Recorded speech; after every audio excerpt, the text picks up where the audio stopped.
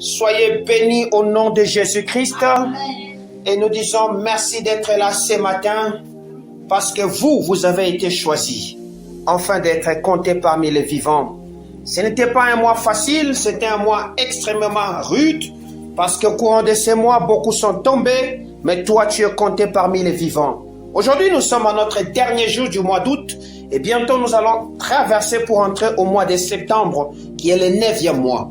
Et nous croyons que la grâce de Dieu va nous accompagner afin que nous puissions accomplir la mission et la volonté de Dieu. Voilà pourquoi je te dis, sois béni au nom de Jésus-Christ. Amen, amen. Évidemment, nous sommes en train de continuer dans la série des enseignements que nous avons inauguré il y a de cela quelques mois et qui va se clôturer au 31 décembre de l'année en cours dans le nom de Jésus-Christ. Et ces enseignements parlent sur le temps de rafraîchissement. C'est-à-dire, c'est un mouvement de restauration, c'est un mouvement de vie que le Seigneur veut apporter dans ta vie maintenant, afin que tu sois en train de célébrer ce qu'il avait préparé dans le nom de Jésus. Nous avons dit que ce temps de rafraîchissement, pour que cela se manifeste, c'était conditionné par un détour, c'était conditionné par un changement. Voilà pourquoi la Bible dit: convertissez-vous afin que des temps de rafraîchissement arrivent. Et la fois passée, nous avons parlé sur le rafraîchissement de l'honneur. Nous avons dit que l'honneur fait partie intégrante de notre Dieu et c'est une matière que le Seigneur accorde à ceux-là qui l'a aimé. Alléluia. Pour ceux-là qui ont besoin de cet enseignement, ils peuvent le retrouver sur nos plateformes de distribution des enseignements au nom de Jésus. Ce matin, nous parlons sur nous allons aborder un thème qui est aussi sensible et dont beaucoup semblent vouloir éviter, et pourtant ça fait partie de notre richesse, de notre vie que le Seigneur nous a donnée. Alléluia. Nous parlons de la richesse. Alléluia. Nous parlons de la richesse parce que la richesse sera le sous-thème qui va accompagner le mois de septembre. Ce matin, nous allons parler de rafraîchissement de la richesse. Voilà pourquoi nous sommes dans le livre de Joël, chapitre 2, le verset 25 jusqu'au verset 26e, que nous allons combiner avec Matthieu, chapitre 25, le verset 14 jusqu'au verset 30e, pour ceux-là qui auront la force de les lire ensemble avec moi. Amen. Est-ce que nous sommes ensemble? Je vais vous inviter, pour ceux-là qui en ont encore la force, de se mettre debout à lire en respect cette parole. Nous allons lire quelques passages qui vont nous accompagner dans cet enseignement. Amen. Joël chapitre 2, nous sommes dans la version Louis II 1910, au nom de Jésus-Christ. Joël chapitre 2, le verset 25, voici ce que la loi dit.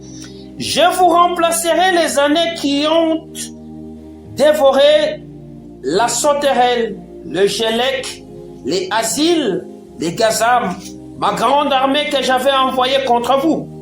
Vous mangerez et vous vous rassasierez. Vous célébrerez le nom de l'Éternel votre Dieu qui aura fait pour vous des prodiges, et mon peuple ne sera plus jamais dans la confusion.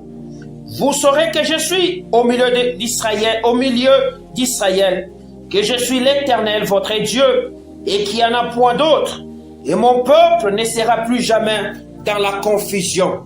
Amen, amen. Amen. Nous sommes dans Matthieu, chapitre 25e, le verset 14 jusqu'au verset 30e, dans la même version, au nom de Jésus-Christ. Voici ce que la parole du Seigneur me dit. Matthieu, chapitre 25, le verset 14. Il en sera comme d'un homme qui, partant pour un voyage, appela ses serviteurs et leur remit ses biens. Il donna 5 talents à l'un et 2 autres à l'autre, et un 3e à chacun selon sa capacité, et il partit.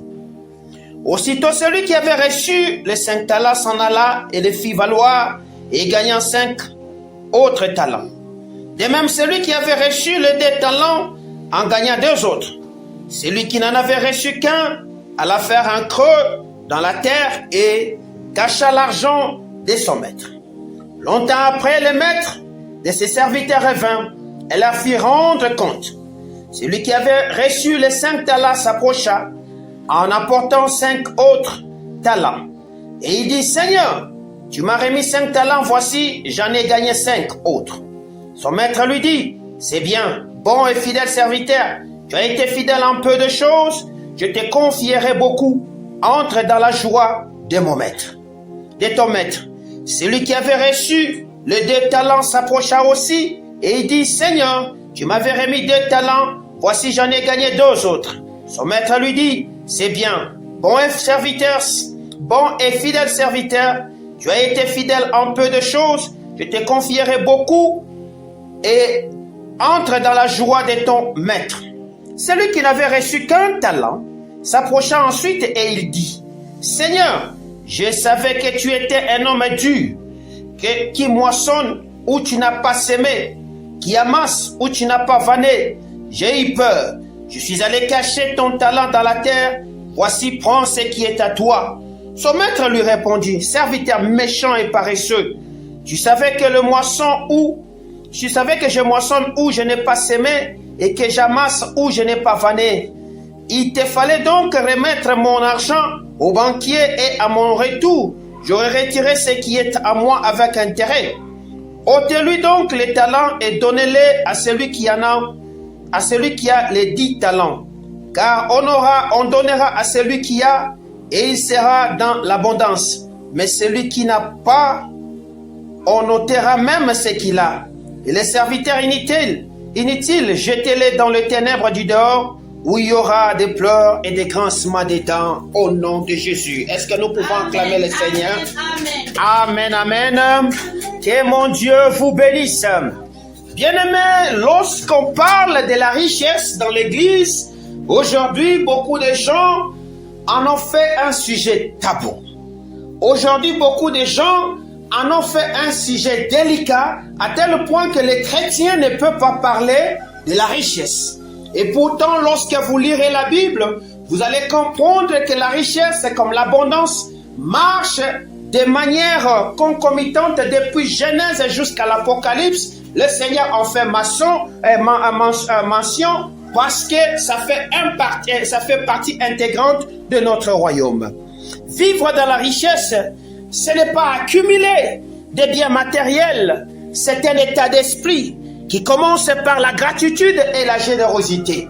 Ça, c'est les premières bases de la richesse. Alléluia. Et lorsque le Seigneur nous parle de la restauration ou de le rafraîchissement des richesses matérielles, cela fait partie intégrante de quoi? De la manière dont Dieu veut agir dans la vie d'un homme. Alléluia. Lorsqu'il y a eu des pertes, lorsqu'il y a eu des difficultés ou lorsqu'il y a eu des moments de manque. Alors ce matin, nous voulons étudier ensemble avec toi comment est-ce qu'un homme qui s'est détourné du péché, comment est-ce qu'un homme qui s'est détourné des mauvaises gestions et de tout ce qui était mauvais, qui a fait que cet homme avait perdu de ce que le Seigneur lui avait donné, et lorsqu'il en a pris conscience qu'il est venu au Seigneur, il peut rentrer en possession de son héritage ou reprendre ce qu'il avait perdu. C'est ce que nous voulons étudier ce matin. Et c'est ce que le Seigneur voudrait que tu comprennes, parce que c'est la démarche qu'il veut commencer avec toi au courant du mois de septembre qui va commencer. Est-ce que je suis ensemble avec quelqu'un?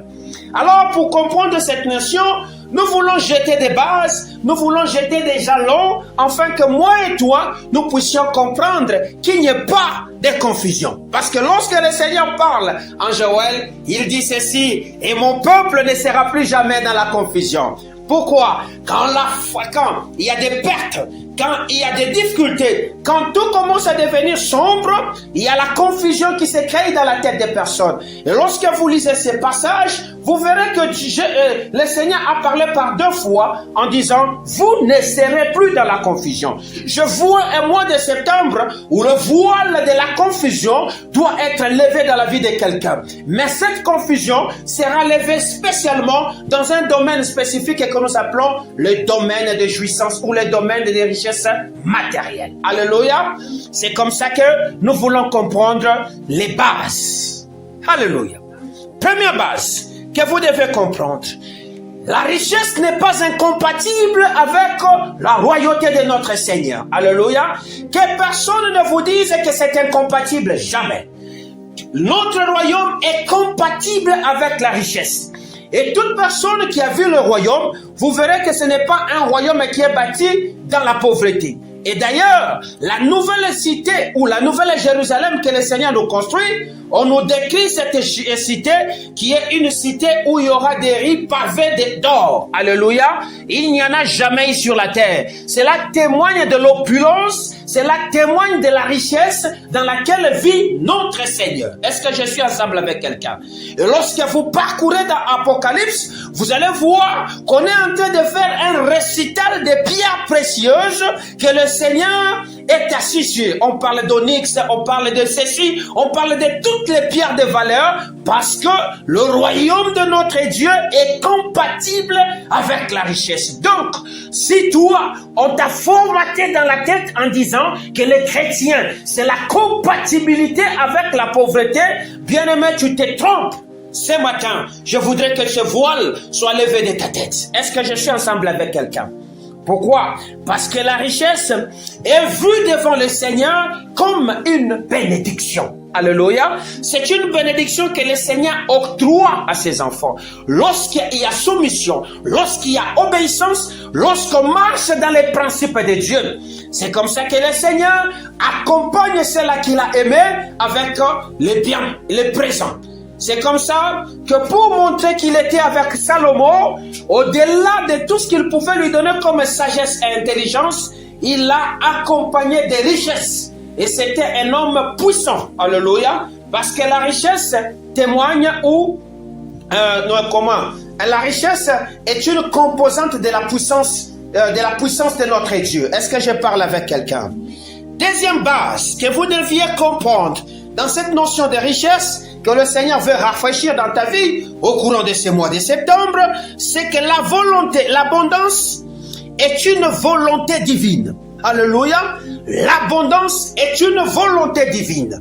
Et c'est là que le Seigneur, quand il jette cette base, il dit, je suis venu afin que mes brebis aient la vie et qu'ils aient la vie en abondance. Alléluia. Donc, il veut que tu sois dans l'abondance. La pénurie, les calamités, la disette, ce n'est pas dans la volonté de notre Dieu. Parce que quand Christ a quitté son royaume, il a pris toute sa richesse, il est venu te le donner afin que tu vives cette abondance. Et cette abondance n'est pas seulement spirituelle, elle est aussi matérielle. Voilà pourquoi, lorsque vous voyez la vie de Jésus, vous allez constater que Jésus, ce n'était pas un homme dit ordinaire. Et même son accoutrement ne témoignait pas de la pauvreté.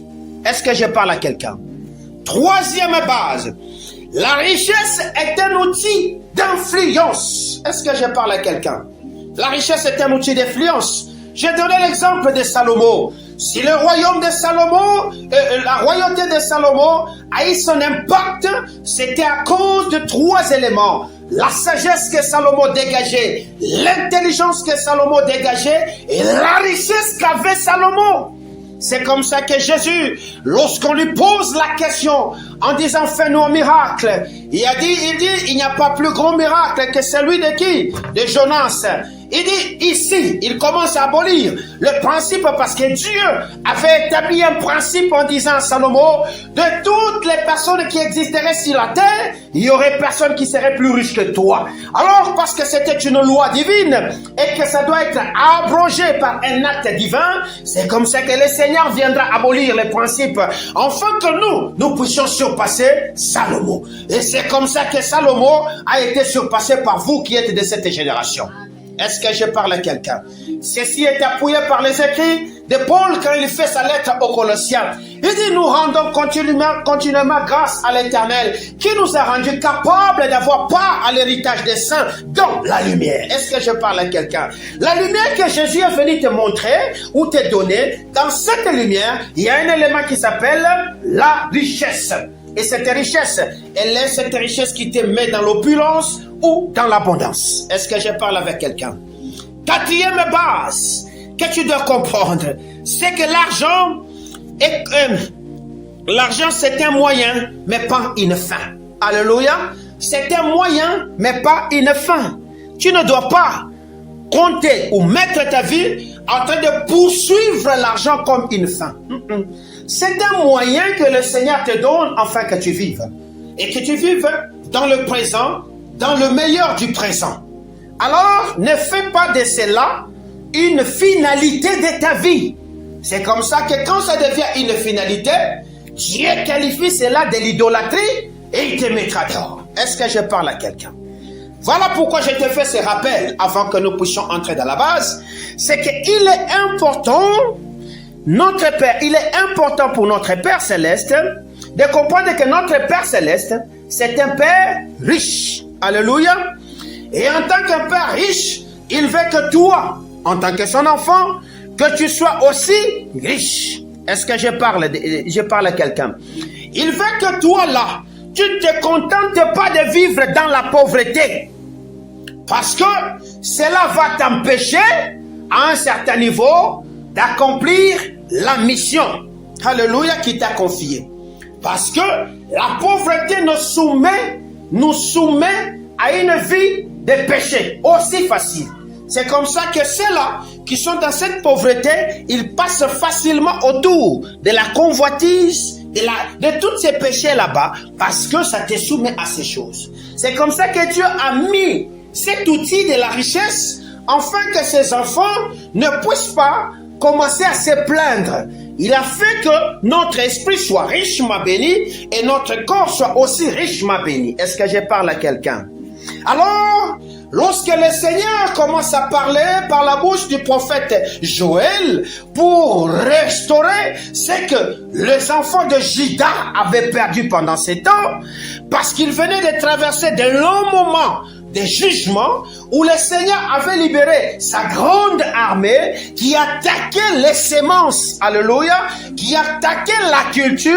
Le Seigneur va maintenant commencer à dire, je restaurerai, alléluia. J'annonce ce matin dans la vie de quelqu'un, je restaurerai. Le Seigneur a restauré, pourquoi? Parce qu'il y a eu des cris des enfants de Juda, parce qu'il y a eu des cris comme des gens qui vivaient dans un feu. Alléluia. Parce que tout ce qu'ils plantaient pendant ce temps, ça ne poussait pas. Et les pâturages qu'ils avaient, c'était des pâturages de désert. Ce qui faisait il n'y avait rien qui pouvait survivre pendant ce temps. Les animaux mouraient, l'eau, il n'y en avait plus. Il n'y avait plus rien dans cet environnement là-bas. Et quand ils ont commencé à crier, le Seigneur va leur envoyer une parole. Et cette parole vient par le prophète Joël, qui dit, allez-y leur dire, je vais remplacer. En septembre 2025, le Seigneur veut remplacer la destruction qui s'est vécue depuis janvier jusqu'à août. Alléluia. En septembre 2025, le Seigneur veut remplacer ta douleur avec la joie. Mais il faudra que tu remplisses tes conditions. Est-ce que je parle à quelqu'un? Voilà pourquoi je dis le rafraîchissement de la richesse. Or, lorsqu'on parle de rafraîchissement, il y a des conditions. Et quelles sont ces conditions? Ce sont des conditions de repentir. Il faut donc se repentir. À l'appel du Seigneur, aux enfants d'Israël, à se repentir, lorsqu'ils ont compris qu'il fallait se repentir, c'est alors que le message de la vie va venir, afin de redonner la vie à ce peuple là-bas qui était en train de vivre des situations compliquées. Nous posons la question de savoir, mais pourquoi le Seigneur parle de cette matière aussi délicate que nous appelons la richesse? Mais c'est quoi la richesse? Parce qu'on peut me poser cette question. Qu'est-ce que la richesse selon votre Dieu? Alléluia. Parce que si nous disons la richesse selon les hommes, vous aurez des définitions un peu spécifiques. Mais c'est quoi d'abord la richesse selon notre Dieu? Ou selon la Bible? Selon la Bible, la richesse est comprise comme plus que des possessions matérielles. C'est-à-dire, il y a bien sûr la possession matérielle, mais il y a une notion qui va au-delà de cette notion de possession matérielle. Elle va englober, parce qu'elle est plus que la possession matérielle, elle va englober la prospérité spirituelle. Alléluia. Elle va englober la paix intérieure. Elle va englober les relations saines que nous développons avec autrui. Au-delà des possessions matérielles et riche devant l'Éternel, celui qui prospère dans son esprit, alléluia, est riche devant l'Éternel, celui dont le cœur ne se trouble point, mais le cœur se confie en l'Éternel, est riche devant l'Éternel, celui-là qui maintient une relation saine avec son contemporain. Est-ce que je parle à quelqu'un? Alors, si c'est cela réellement, parce qu'elle est couplée avec les bénédictions physiques et matérielles, si ce sera réellement, comment est-ce que nous arrivons à nous retrouver bloqués afin que les possessions matérielles ne se manifestent pas ou le bien matériel ne se manifeste pas? C'est ça la question qu'on peut se poser. C'est-à-dire, comment alors le péché arrive-t-il à bloquer la manifestation de la richesse matérielle du chrétien? Parce qu'il est écrit que les voleurs ne viennent que pour dérober, détruire et abattre, et que Dieu, Jésus, est venu, afin que ces brebis aient la vie et qu'ils aient la vie en abondance. Donc le diable connaît que si je bloque cet enfant dans ce domaine du péché, je vais facilement détruire, je vais facilement arracher, je vais facilement abattre. Alléluia. Et ils ne vivront pas. Le verset que Jésus a dit, il est venu pour que nous puissions avoir une vie et une bonne vie et une vie en abondance. Alors, nous nous posons la question, comment le péché bloque-t-il la manifestation de la richesse? Comment le péché que tu as commis cette année a bloqué la matérialisation de la grâce de Dieu que tu devais avoir en 2025? Comment le péché dans lequel tu vis a fait que ton ciel est devenu un ciel d'airain et la terre est devenue un ciel de fer? Et quoi? Une terre de fer où tu plantes et rien ne pousse. Comment le péché dans lequel tu es en train de vivre aujourd'hui a fait que dans l'année de la récolte au centuple, toi tu es en train de récolter au néant? Comment le péché dans lequel tu vis est en train de te limiter? Les opportunités qui viennent devant toi deviennent des opportunités inconvertibles. Tu ne peux plus convertir ces opportunités à des faveurs ou à des richesses ou à des grâces. Est-ce que je parle à quelqu'un?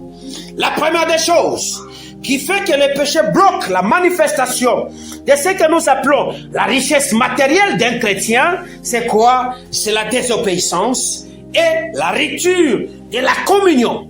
Alléluia. La désobéissance et la rupture de la communion. Est-ce qu'on peut lire quelque chose? Ésaïe chapitre 59, le verset 2. Vous le connaissez par cœur, mais je voudrais que nous puissions le lire. Ésaïe 59, le verset 2. Voici ce que la Bible me dit dans ma version. Je commence au verset 1. Non, la main de l'Éternel n'est pas trop courte pour sauver, ni son oreille dure pour entendre. Mais ce sont vos crimes qui mettent une séparation entre vous et votre Dieu. Et ce sont vos péchés qui vous cachent sa face et l'empêchent de vous écouter. Vous comprenez? On a dit quoi? Vos crimes, vos péchés. Ces péchés-là sont définis comme étant des crimes et qui rendent la main de l'Éternel courte et qui rendent l'oreille de l'Éternel dure. Et l'Éternel n'entend plus, l'Éternel n'agit plus. Ce qui fait que tout devient difficile pour toi. C'est comme ça que la rupture va se créer. La rupture va se créer. Et quand cette rupture se crée, il n'y a plus de pluie de l'arrière-saison, il n'y a plus de canal, il n'y a plus de flux énergétique qui te localise. Et ce que tu vas vivre, ça sera la destruction comme du temps du prophète Joël. Alléluia. Dieu, lorsque Jésus parle par la bouche, et il donne cette parabole, il dit ceci: il y avait un homme riche qui voulait voyager. Et cet homme voulant voyager a pris de ses possessions. Il les a donnés sous la forme de talents. À l'un, il a donné 5. À l'autre, il en a donné 2. À un autre, il en a donné 1. Il les a dit d'aller fructifier. Et les uns ont fait un bon travail à les fructifier. Mais l'autre est allé les cacher. Alléluia. L'autre est allé les cacher. Écoutez ce que le maître va dire quand il va rentrer. Il va faire rentrer celui qui avait fructifié dans sa joie, dans son abondance. Mais celui qui avait pris est allé cacher. Cet homme-là a été jeté au dehors. Alléluia. Parce qu'il n'a pas obéi dans ce qu'on lui a dit. Bien-aimé, obéissez quand Dieu vous parle. Le problème, c'est qu'aujourd'hui, si l'Église a perdu de son impact ou de son influence, c'est parce qu'il y a peu qui obéissent. Beaucoup sont là seulement à écouter. Peu sont là à mettre en pratique. Jacques dit ceci: ne vous bornez pas seulement à écouter, mais apprenez aussi à mettre en pratique. Vous ne mettrez pas en pratique seulement lorsqu'on vous dira d'attendre que vous serez bénis. Non. Mettez en pratique lorsqu'on vous dit de ne pas pécher. Mettez en pratique lorsqu'on vous dit de ne pas bouger. Mettez en pratique lorsqu'on vous dit investissez.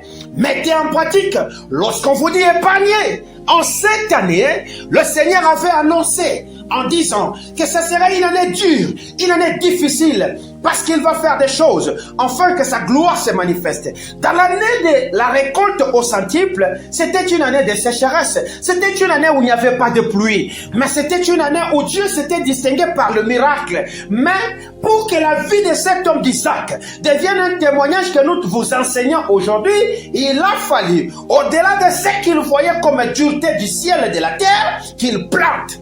Alléluia. Qu'est-ce que toi tu plantes aujourd'hui? N'est-ce pas que tu plantes les paroles négatives en disant qu'il n'y a rien, il n'y a pas de travail? Va planter. Va planter la vie que le Seigneur a mis en toi. Va déposer la sémence que le Seigneur a mis en toi. Ton problème, c'est que tu ne plantes pas. Tu as cessé de planter et tu attends récolter. Tu ne peux pas récolter ce que tu n'as pas planté. Quand tu plantes les néants, tu vas récolter les néants. Quand tu plantes la vie, tu vas récolter la vie. Quand tu plantes la mort, tu vas récolter la mort. Alors regarde ce que tu es en train de planter. Alléluia. Si la terre te répond avec la négation, c'est que ta sémence est une sémence négative. Est-ce que je parle à quelqu'un? Cette année-là, il a fallu obéir. Alléluia. C'est comme cette année, il faut obéir. Dieu a dit, quand il me donnait ce message de l'année, il a dit, investissez. Combien sont en train d'investir aujourd'hui? J'en ai même répété dans le message, dans le groupe, en disant, épargnez et faites des bons investissements. Alléluia. C'était Dieu qui t'aime. C'est pour ton bien. Il est fait pour toi. Il dit, je t'instruirai. C'est pour ton bien. Je te montrerai le chemin que tu dois suivre. Alléluia. Dans cette instruction, il y a un chemin que tu dois suivre. Et le chemin que tu dois suivre, c'est le chemin de l'application de ces paroles. Est-ce que je parle à quelqu'un? Alors nous avons cessé d'obéir. C'est comme ça que les Gélèques, les Asiles, les Gazam, la grande armée du Seigneur est en train de te détruire. Tu veux voir cette armée se retirer? Obéis. Alléluia. Et cesse de désobéir. Et tu veux voir cette armée s'éloigner de toi? Reviens dans ce que Dieu t'avait dit. Tu t'es éloigné de Dieu. Tu as créé cette rupture. Tu as coupé les contacts. Tu n'entends plus. Tu n'écoutes plus. Le ciel te parle, tu n'écoutes pas. Et toi, quand tu parles, le ciel aussi n'écoute pas. Parce qu'il y a un rideau qui s'est érigé autour de toi. Il y a comme une forme de toiture qu'on a érigée sur toi. Parce que tes attitudes, tes intentions, ta manière de faire n'est pas ce que Dieu avait préparé. Ce sont des crimes que tu es en train de commettre. Est-ce que je parle à quelqu'un? Comment le péché bloque-t-il la manifestation de la richesse matérielle d'un chrétien? C'est lorsque le chrétien commence à devenir oisif. Alléluia. C'est lorsque le chrétien commence à vivre dans des fraudes. C'est lorsque le chrétien commence à vivre dans ce que nous appelons l'endettement excessif. Endettement excessif. C'est vrai, on peut s'endetter, mais évite d'en faire un culte. Ça devient un style de vie. Tu as des dettes partout. Tu t'appauvris, bien-aimé. Tu t'appauvris parce que tu seras bloqué à un moment donné de ta vie. Libère-toi de ces chaînes d'endettement. Celui qui s'endette trop est en train de croire que Dieu n'est pas capable de le donner. Il n'est pas patient. Il ne veut pas croire que Dieu peut bénir. C'est comme ça qu'il est allé en train de partir de lieu en lieu, de nation en nation, cherchant des dettes. Et il s'est fait passer pour un esclave. Est-ce que je parle à quelqu'un? Deuxième des choses. Dieu dit, évitez l'oisiveté. Un peu de paresse et la pauvreté te surprendra. Alléluia. Tu es là, tu te réveilles, tu dis, je n'ai rien à faire, je vais rester à la maison. Non, va sur les terrains de bataille.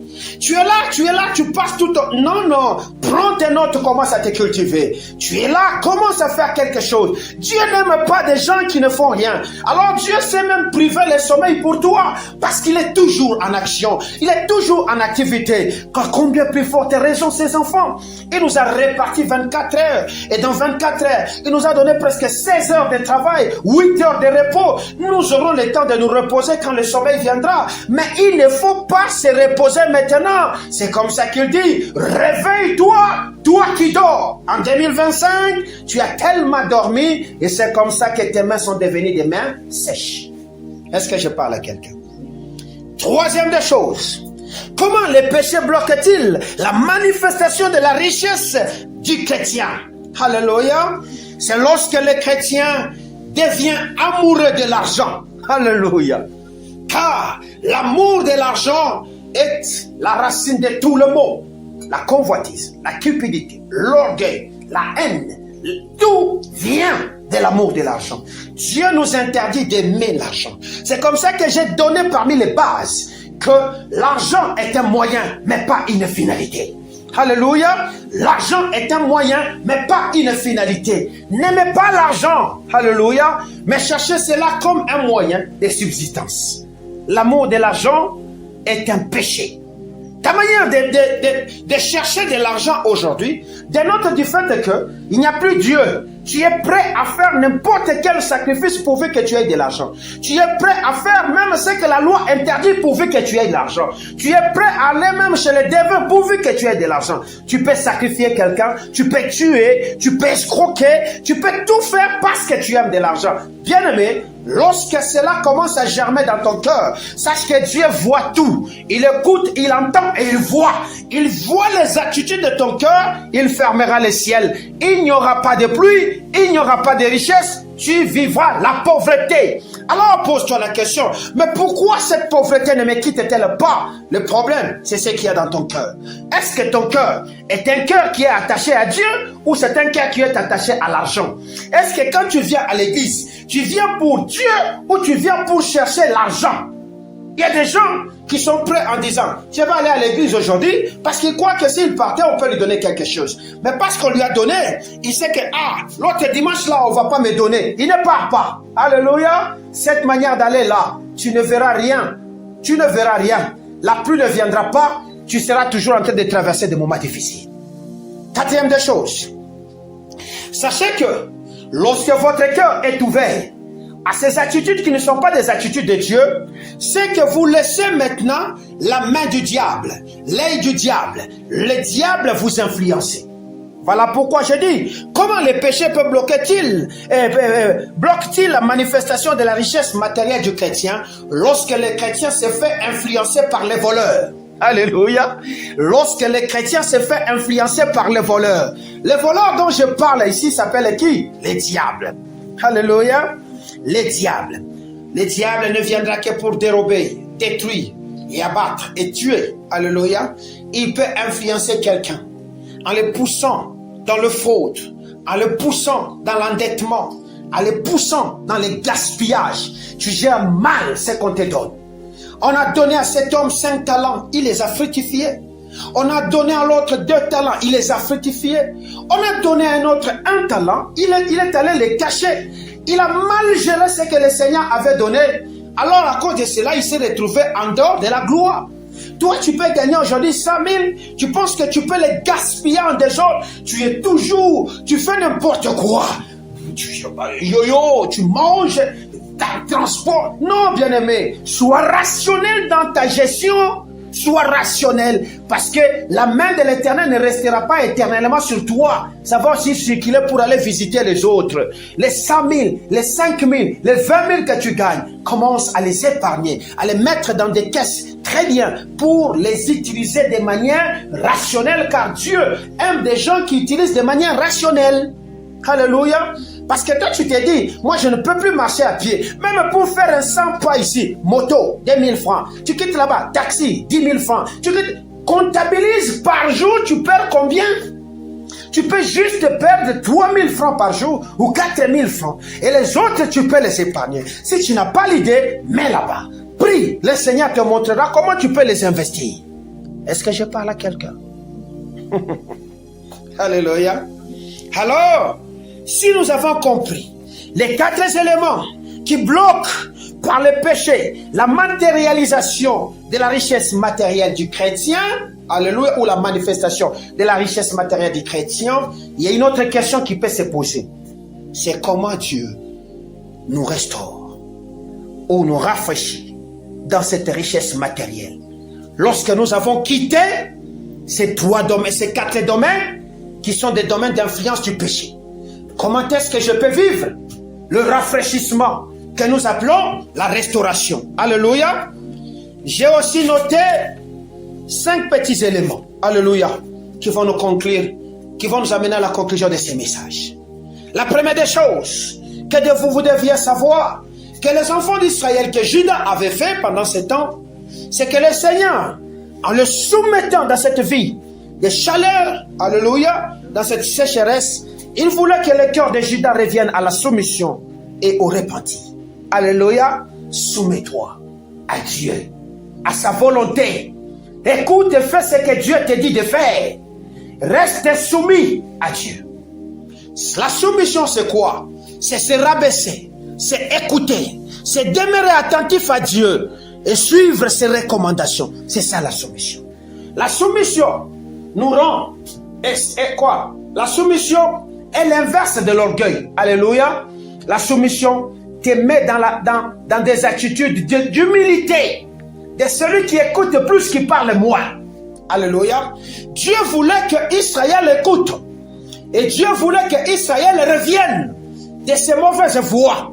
Et quand il reviendrait de ses mauvaises voies, de sa mauvaise manière de gérer, de son manque de foi, de ses attitudes qui contribuaient à la perte des ressources que Dieu lui avait données, c'est alors que Dieu va commencer à faire quoi? À les restaurer. Alléluia. Ce que tu fais aujourd'hui, Dieu n'est pas content de ça.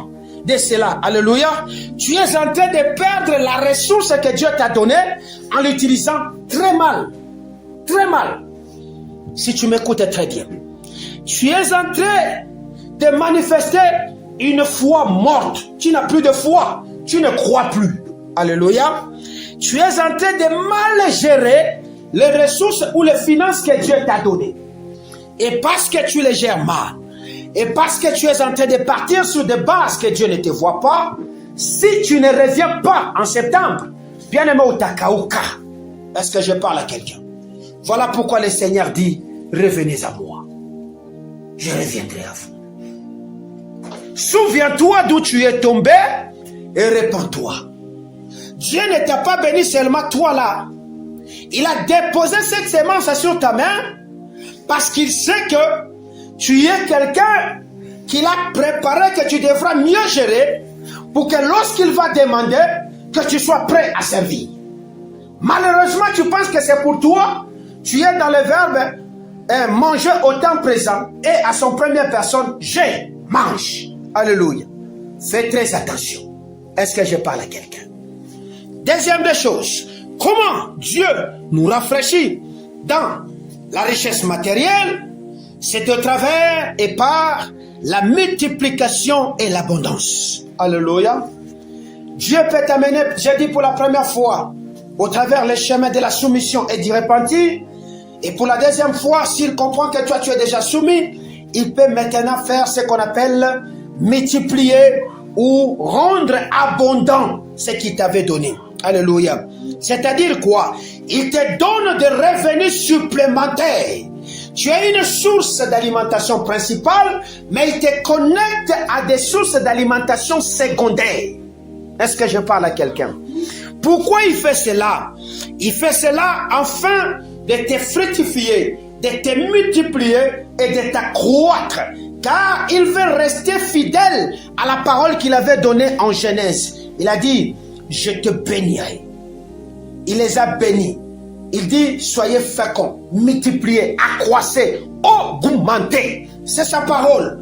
Il n'a pas oublié. Il veut rester fidèle à ça. C'est comme ça qu'il va maintenant prendre la multiplication et l'abondance, le faire sur toi, le mettre sur toi.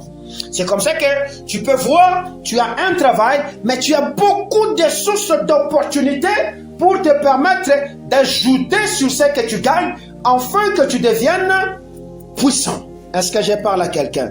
Alors, je dis donc, il va donner des revenus supplémentaires, il va donner des opportunités d'investissement, il va aussi récupérer, il va te permettre de récupérer ce que tu avais perdu.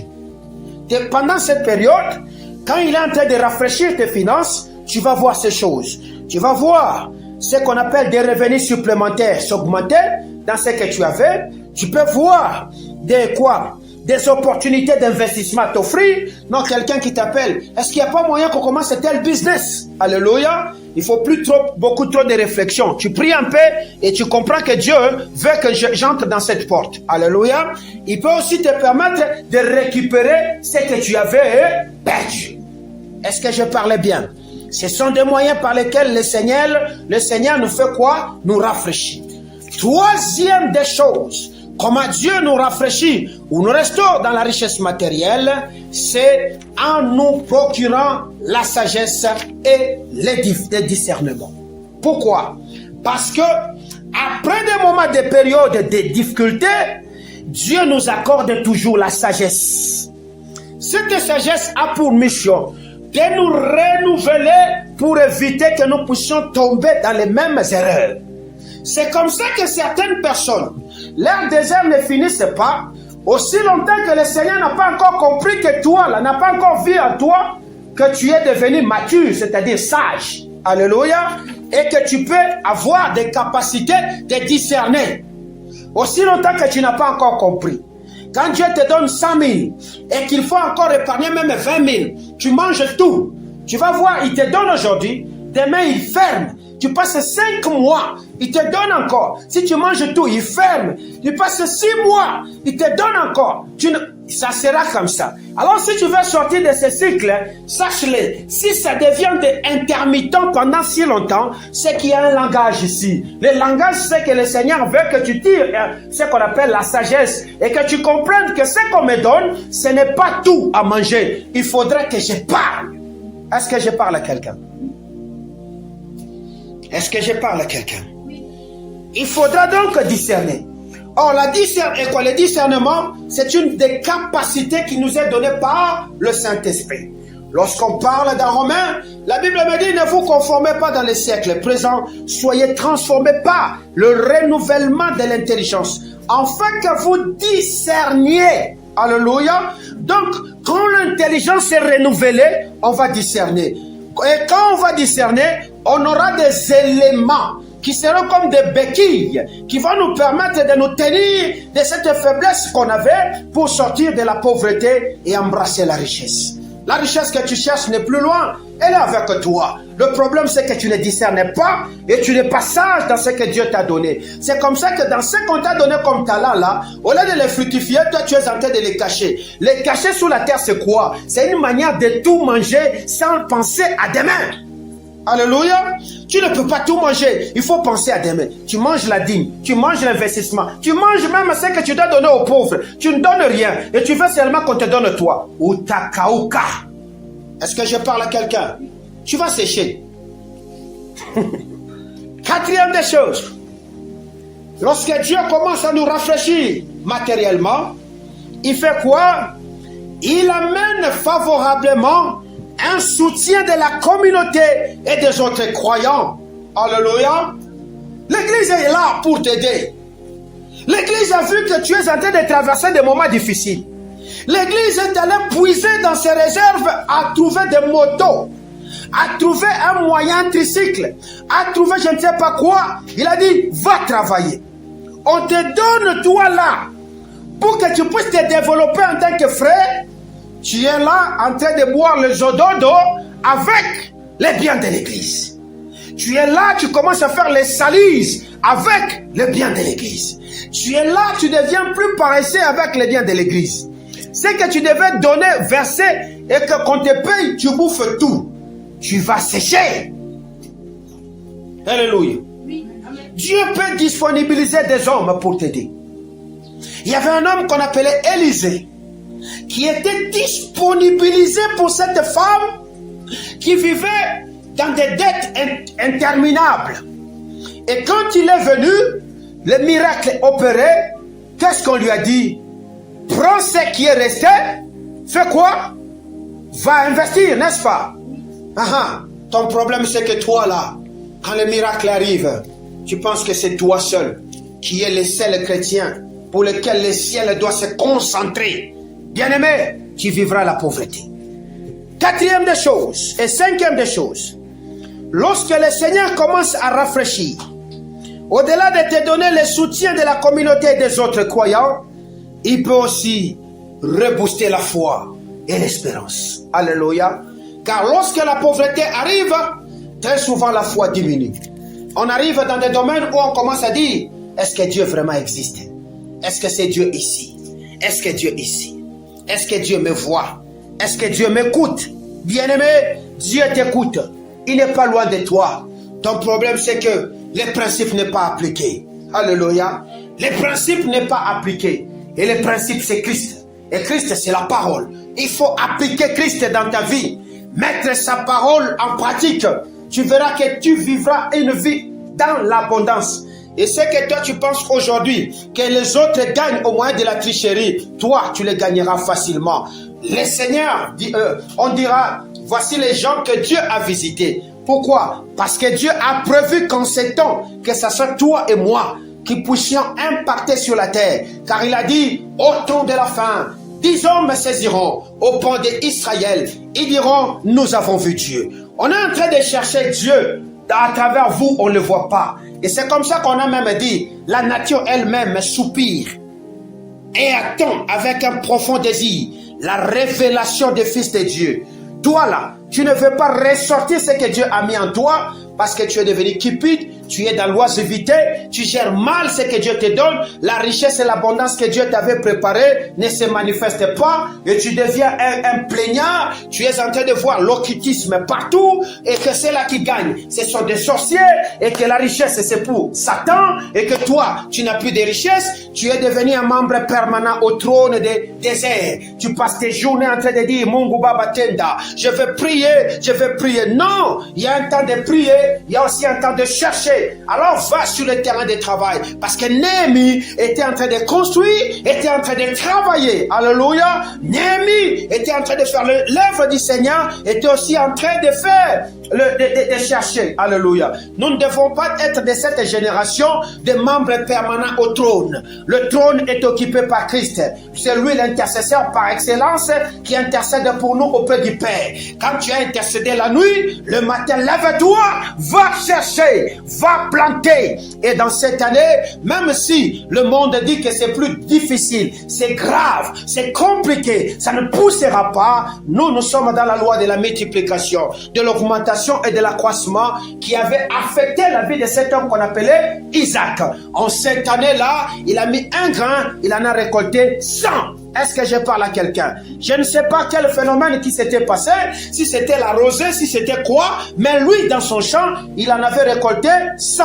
Et la Bible me dit, il allait en devenant fort riche, jusqu'à ce qu'Abimelech l'a même chassé. Il était devenu puissant. Dieu attend des enfants puissants, riches, alléluia, qui vont impacter les autres. Il ne faut pas, quand nous voulons construire l'église, que nous fassions continuellement recours aux païens pour nous assister.